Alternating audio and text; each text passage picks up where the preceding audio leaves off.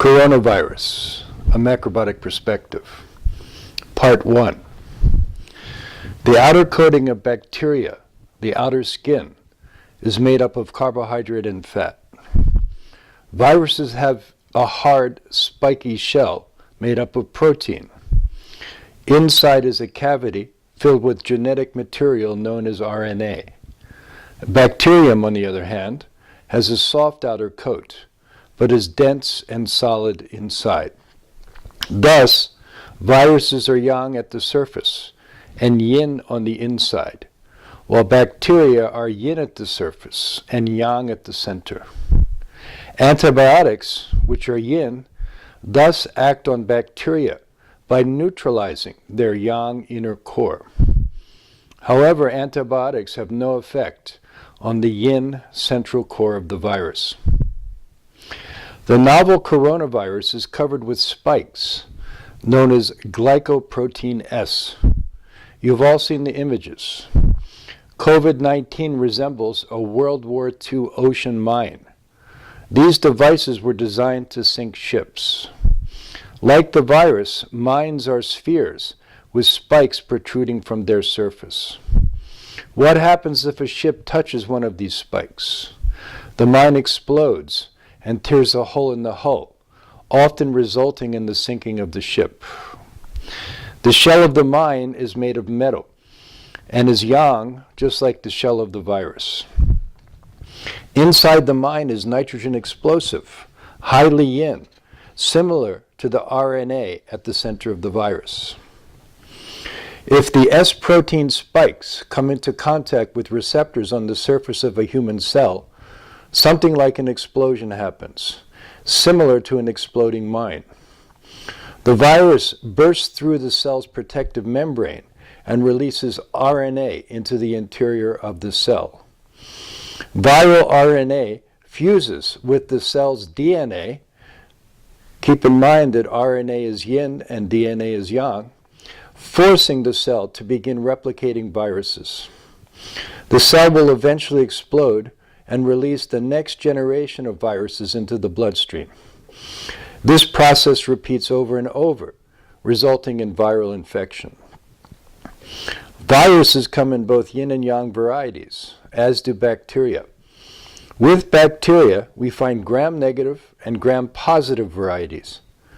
With viruses, some are mild, others severe. Some affect the upper respiratory passages, others the lower respiratory tract. Where then, on the yin-yang spectrum of viruses, is COVID-19? What are the factors that can help us determine whether the virus is yin or yang? The novel coronavirus is carried through the air and inhaled. The respiratory system is at the front line of the body's response to the virus. Like everything else, the respiratory system is divided into two, an upper and lower section. The upper respiratory tract is yin. It includes the nasal passages and throat, as well as the trachea and bronchi. The lungs are positioned lower and deeper and are thus yang. The tiny air sacs, or alveoli, are the most yang or compacted. Bronchitis affects the bronchial tubes, which are part of the upper respiratory tract. It is therefore yin. Pneumonia affects the inner regions of the lung, including the air sacs deep inside. It is comparatively yang. The symptoms of bronchitis are milder, while the symptoms of pneumonia can be severe. The symptoms of pneumonia may include a high fever that can be life-threatening. Colds and flu are another example. Viruses cause both, yet one is yin and the other yang. Most colds last about a week, with their main symptoms being a runny nose, sneezing, sore throat, and a light cough. Colds affect the upper respiratory tract and are generally mild. The flu, on the other hand, is more severe. It includes fever and a dry cough. The virus that causes COVID-19 is generally mild, often producing no symptoms, but in certain individuals it can cause serious complications. It has the potential to go deep within the lungs and cause respiratory failure. It can also attack the heart. These symptoms are strongly yang. The novel coronavirus is zoonotic, meaning that it originates in animals and jumps to humans. The animals that are suspected: bats, civet cats, which is a type of raccoon, and pangolins, or spiny anteaters, share certain peculiarities. All are carnivores. Bats eat insects, civet cats eat small mammals, and pangolins consume ants. Their diets are strongly young. At the same time, however, these creatures are nocturnal. The combination of a carnivorous diet and nocturnal lifestyle may provide the ideal breeding ground for viruses. Sunlight, a more yang factor, weakens and kills yin viruses.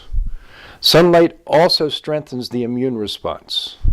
Bats, who live mostly in darkness, enjoy no such benefits. Lack of sun promotes the growth of viruses while also weakening the immune response of the animal. Most likely over time, bats developed immunity to the viruses that developed within their bodies. Humans, however, may or may not be able to resist such viruses.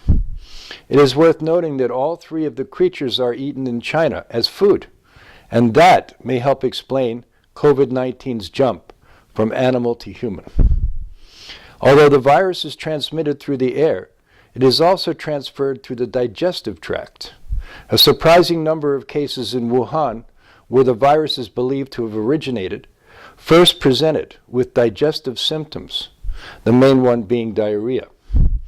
Not only is diet a possible route for the transfer of novel viruses from animal to human, it is also a crucial factor in our ability to resist infection.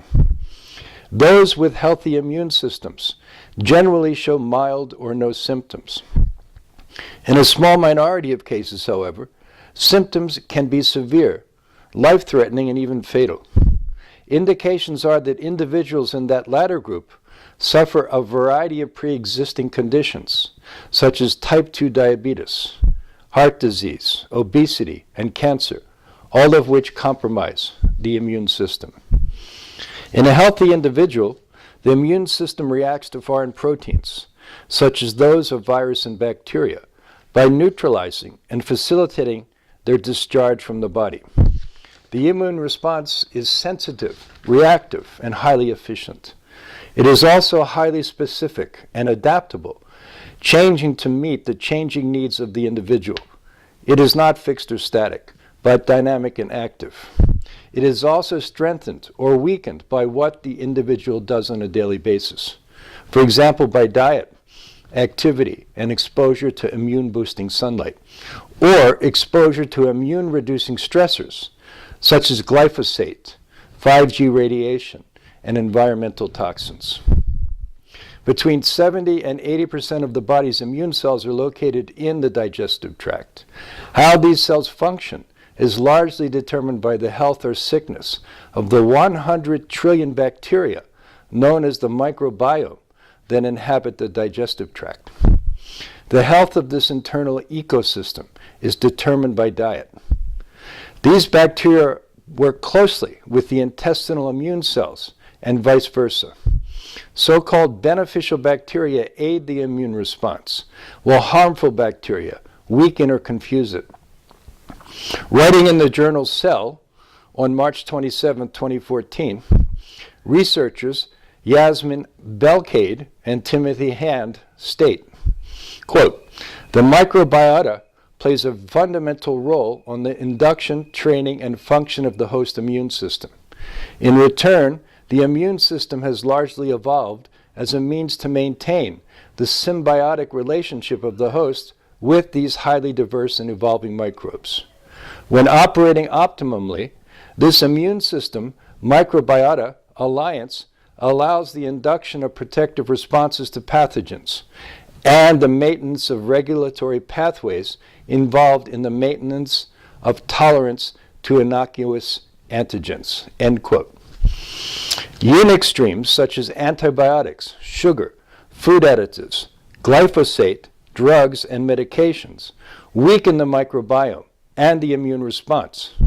These extremes lead to a condition of immune deficiency.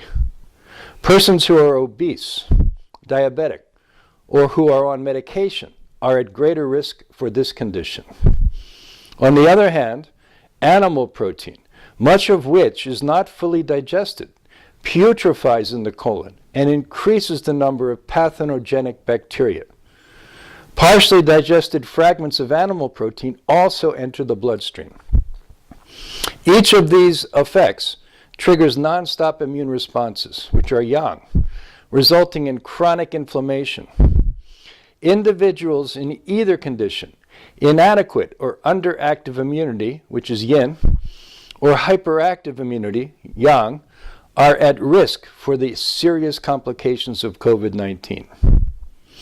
Underactive immunity allows the virus to operate unopposed and to penetrate deeply into the body's organs, infect cells, and overwhelm the organ's ability to function.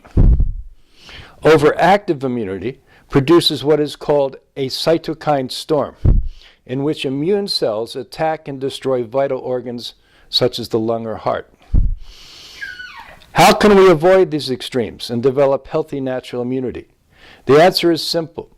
The whole grains, beans, vegetables, sea vegetables, seeds, nuts, and seasonal fruits, and a plant-based macrobiotic diet strengthen the microbiome and the immune response. A plant-rich diet includes a great deal of prebiotic fiber, which serves as nourishment for beneficial bacteria. At the same time, a plant-based macrobiotic diet includes plenty of probiotic-rich foods that support and augment beneficial bacteria in the colon. These include naturally fermented foods such as miso, sauerkraut, natto, pickles, amasake, and others. The answer to COVID-19 and other viral infections will not be found in vaccines. Rigid or one-size-fits-all efforts are doomed to end in failure. They do not recognize the dynamic and infinitely mutable nature of life, including the nature of the viruses and bacteria that are a product of the natural environment.